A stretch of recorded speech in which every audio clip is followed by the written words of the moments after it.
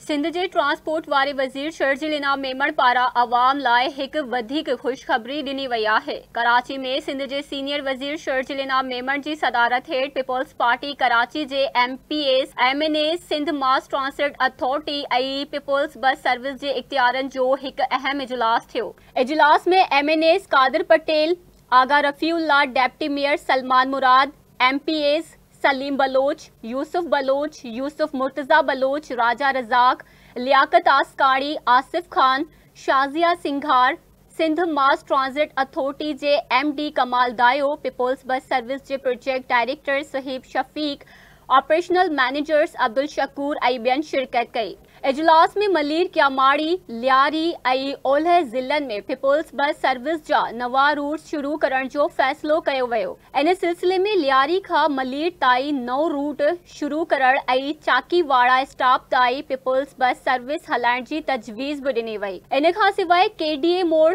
गरीबाबाद खां यूसुफ ॻोठ ऐं बल्दिया टाउन ताईं पिंक बस सर्विस हलाइण जी बि तजवीज़ साम्हूं आई। ज़ियाउद्दीन अस्पताल खां Chakiwara Chowk, Bilawal Chowrangi, Gizri lane, CM house, Sultanabad, Maripur route जे तोसी जो बि फ़ैसिलो थियो। जॾहिं त हॉक्स बे खां सदर ऐं मंघो पीर खां बनारस रूट्स जे सर्वे करे नवा रूट शुरू करण लाइ टेस्ट बस सर्विस हलाइण जो बि फ़ैसिलो कयो वियो। इजलास खे ख़िताब कंदे सीनियर सूबाई वज़ीर शर्जील इनाम मेमण चयो त सिंध हुकूमत कराची जे रोशन ऐं बहितर मुस्तक़बिल लाइ लाॻीतो चाह सां कम करे रही आहे। पीपल्स बस सर्विस में वाध पब्लिक ट्रांसपोर्ट खे बहितर बणाइण ॾांहुं हिकु अहम क़दम आहे। सीनियर सूबाई वज़ीर शर्जील इनाम मेमण चयो त असांजो मक़सद अवाम खे पहुच जोगी, असराइती ऐं सस्ती सफ़री सहूलत ॾियण, ट्रैफिक जो हुजूम घटाइण ऐं अवामी चुरपुर जो भरोसे जोगो हल पेश करण आहे। पब्लिक ट्रांसपोर्ट नेटवर्क खे वधाए अवाम खे असां सफ़री सहूलतूं फ़राहम कयूं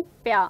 सीनियर सूबाई वज़ीर चयो त कराची वासियुनि जी ज़िंदगी जो मयार बहितर बणाइण लाइ बुनियादी ढांचे जी तरक़ी ऐं जिद्दत लाइ पुरज़म आहियूं। पब्लिक ट्रांसपोर्ट जे निज़ाम खे अवामी ज़रूरतुनि मूजिबि हलाइण लाइ चूंडियल नुमाइंदनि जूं कोशिशूं वाखाण जोगियूं आहिनि।